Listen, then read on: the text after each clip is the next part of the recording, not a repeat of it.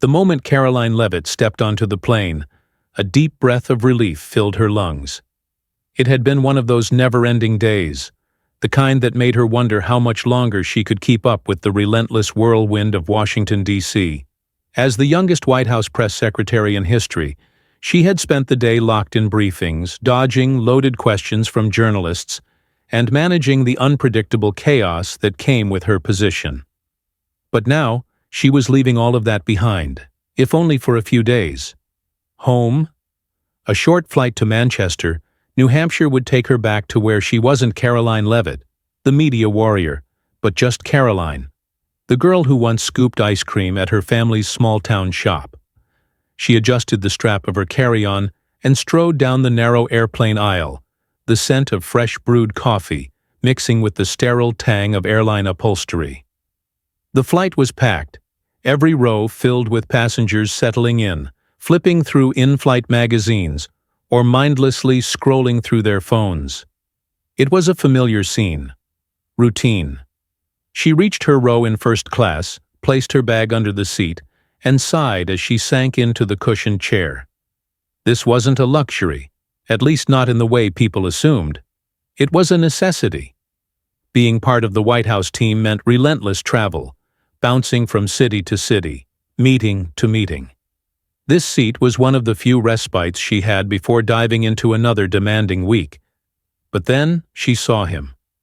Walking down the aisle with slow, deliberate steps was a man, his frame lean and slightly hunched with age. His jacket was well worn, the kind that had seen decades of sun, rain, and time itself.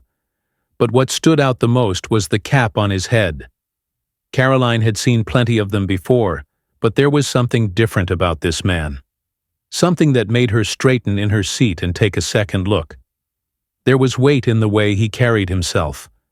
Not just the weight of age, but something deeper. Something time hadn't managed to erase. Passengers barely acknowledged him as he moved forward. Some were too distracted by their screens, while others simply ignored him, too caught up in their own travel fatigue. But Caroline saw what they didn't. Not just physical exhaustion, but the kind that comes from carrying more than your share of burdens in life. She followed his slow progress as he approached row 26B, a cramped middle seat in economy. It didn't sit right with her. The thought of this man, a veteran, squeezed into a tiny seat for the duration of the flight. Something about it just felt wrong. Before she even realized what she was doing, she was standing. "Sir?" she called out, stepping into the aisle. The old man stopped and turned his head slightly, his eyes, clouded with age yet still sharp with wisdom, meeting hers. "Yes?" Caroline hesitated for only a second before gesturing to her seat in first class.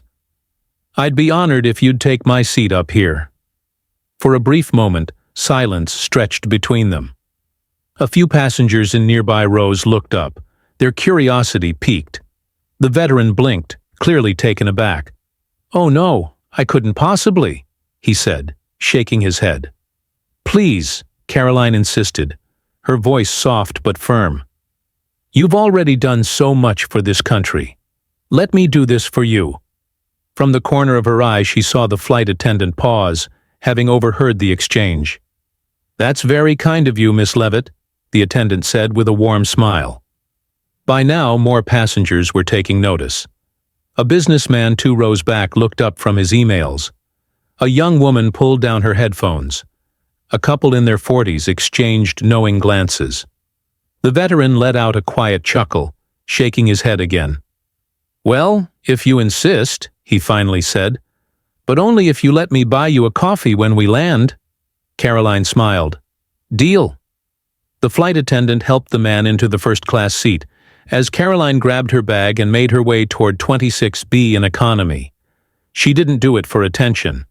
She didn't do it for recognition. It just felt right. She had no idea that in doing so, she had just set into motion something much bigger than a simple act of kindness, something that, before the flight even landed, would become a national story. And something even more unbelievable was about to unfold. Just as Caroline adjusted herself in her new seat, The man beside her leaned in slightly. He was middle-aged, wearing a wrinkled button-down, and had the look of someone who had spent one too many years on the road. His voice was low, almost conspiratorial. "You know who that is, right?" Caroline turned to him, caught off guard. "Excuse me?" He nodded toward first class, where the veteran was now adjusting the recline on his seat with slow, deliberate movements. His hands, knotted with age, gripped the armrests like they had carried more than just the weight of his body. "That guy," the man muttered, lowering his voice even further. "That's not just any veteran. That's Joseph Monroe." The name meant nothing to her. Still, something in the way he said it made her stomach tighten. "I don't know who that is," she admitted. The man huffed a quiet laugh. "Of course you wouldn't. They don't talk about guys like him much anymore." Caroline frowned. The way he said guys like him felt loaded. Not in a malicious way, but in a way that hinted at a deeper, hidden story. "He was in the 82nd Airborne during World War II, the man continued. Paratrooper. But after the war—" He hesitated, glancing around to make sure no one was listening. "Let's just say he got caught up in things." A prickle of unease crept along the back of Caroline's neck. "What kind of things?" The man's eyes flicked around again before he leaned in even closer. "CIA Black Ops. The kind of missions that don't officially exist." Caroline's instinct was to dismiss it as another outlandish conspiracy theory. She had spent enough time in Washington to know how people twisted half-truths into dramatic stories, but something about his tone, the certainty in it, made her pause. And then, as if on cue, Joseph Monroe turned his head and looked straight at her. She felt it before she saw it, that subtle, heavy awareness of being watched. Monroe's gaze wasn't unkind, but it was piercing, studying her as if he already knew what she was hearing. A slow, deliberate nod. Not just a nod of gratitude, not just acknowledgement. Something else. Caroline swallowed. The atmosphere in the cabin had shifted, subtly at first. Passengers glanced at her. A few whispered among themselves. The flight attendant delivering Monroe's drink shot Caroline a fleeting glance. Just a second too long. And then she noticed him. The man in 24A. He was seated just 2 rows ahead but had twisted slightly in his seat, just enough to glance toward Monroe. Just enough to track his movements. Unlike the others, he wasn't whispering to a seatmate or typing on his phone. He was watching, focused, too focused. Caroline's stomach tightened. Was she just being paranoid? Or was something truly off? And then the intercom crackled. "Ladies and gentlemen," the captain's voice came through, unnervingly calm, "we're experiencing an unexpected systems check from air traffic control. Nothing to be concerned about, but we'll be in a holding pattern for the next 20 minutes. Caroline sat up straighter. She had taken enough flights to know one thing. This wasn't normal. Should I continue? Let me know in the comments. And don't forget to like, subscribe, and turn on notifications for more. Caroline's breath was shallow, her mind spiraling in a dozen different directions. She clutched the bag tighter, her heart pounding so violently that she was sure the passengers around her could hear it. The real captain's message had confirmed her worst fear. Whoever had been controlling the previous announcement had sinister intentions, and now Monroe was gone. But he had left her with something so dangerous that people were willing to hijack a plane for it. She stole a glance at the agent who had confronted her. He was back near the cockpit, speaking into an earpiece, his expression tense. She had bluffed her way out of immediate danger, but she wasn't safe. Not yet. A sudden voice pulled her back to reality. The passenger across the aisle, an older man with graying hair and weary eyes, leaned toward her. "You know something," he murmured, his voice just loud enough for her to hear over the nervous chatter and murmurs around them. Caroline stiffened. "Excuse me?" The man shook his head. "I've been on enough flights to know when something isn't right. You're not just another passenger, are you?" She hesitated, unsure of how much to reveal. "I'm just trying to get home." The man gave a knowing smile. "That's what we're all trying to do." Before she could respond, the plane jolted violently to the right, sending a fresh wave of screams through the cabin. The overhead compartments rattled, and the dim emergency lighting cast eerie shadows over the terrified passengers. Caroline's stomach lurched as the nose of the plane tilted slightly downward. "Ladies and gentlemen," the captain's voice came over the intercom again, but it was strained, frantic. "Brace yourselves. We are no longer in control of the aircraft."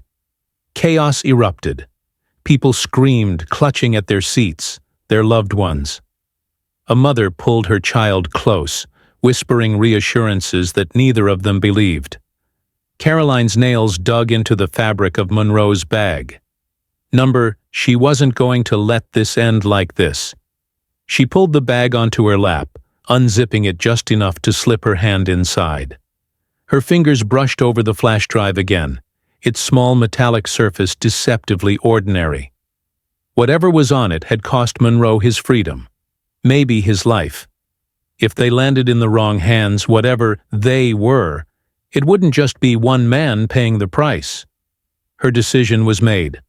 With a quick glance to ensure the agent wasn't watching, she slid the flash drive into the pocket of her jeans. The envelope was too bulky to hide the same way. If she was searched, it would be found. She looked up and caught the eyes of the older man across from her.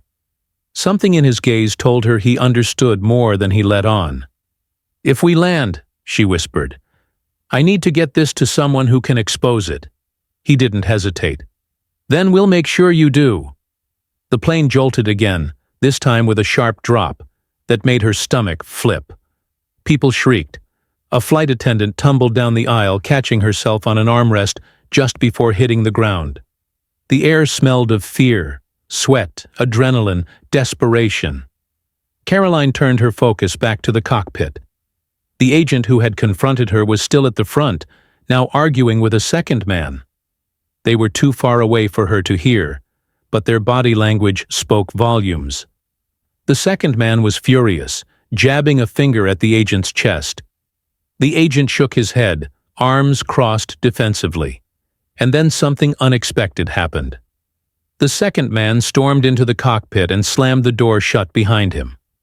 Caroline exhaled slowly. If there was infighting, that meant cracks in their operation. And if there were cracks, there was a chance to slip through them. She turned back to the older man. "If I can distract them, do you think you can get me near an emergency exit?" His lips pressed into a thin line. "That depends on what you plan to do when you get there." She didn't have time to explain. If they landed under enemy control, she and everyone else on this plane might never see freedom again.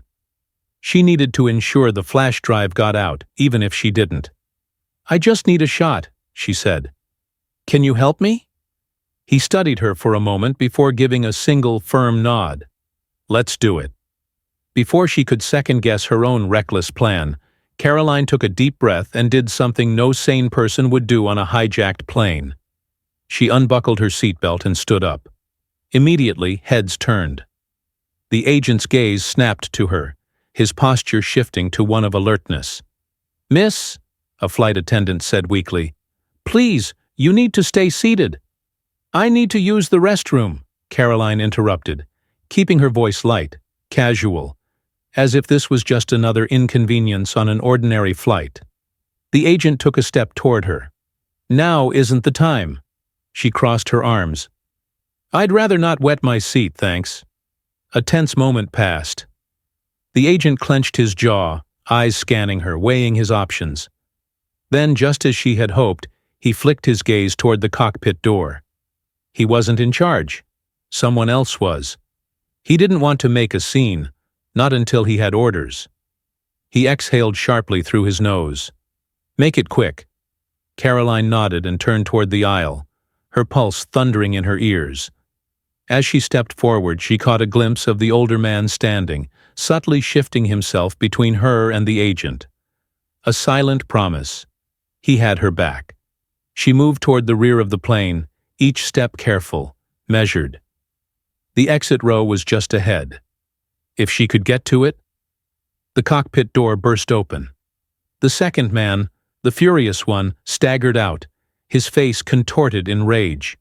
Blood trickled from a gash on his temple. "They're fighting back," he snarled. "We need to land, now!" Panic rippled through the cabin. Caroline took her chance. She bolted.